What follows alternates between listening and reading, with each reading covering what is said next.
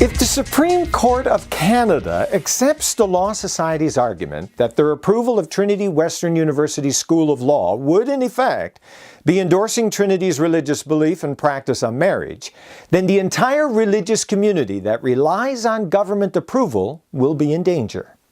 Let's consider just how problematic this argument is. There are some 33,000 religious charities registered with Canada Revenue Agency. Each will have their own statements of belief and expectations for their employees. If the law societies are correct, then every approval of registered charitable status will mean that the federal government is also approving the beliefs and practices of each charity. That is simply absurd.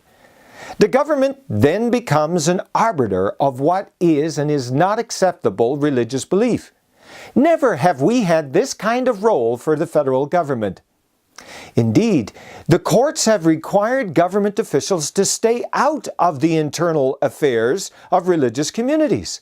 This was stated recently in the Loyola High School case, where the government of Quebec was trying to tell a Roman Catholic school how to teach Roman Catholicism.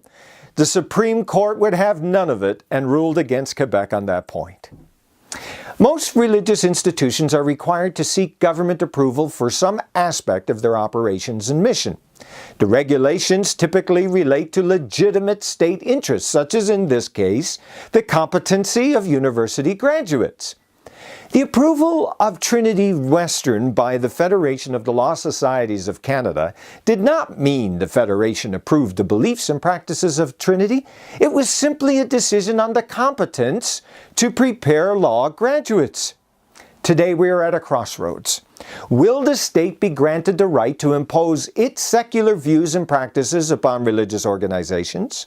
Or will we continue to allow for a diverse community of opinion and practices on matters of social policy, such as marriage? Stay tuned. This series on Trinity Western Law School case continues.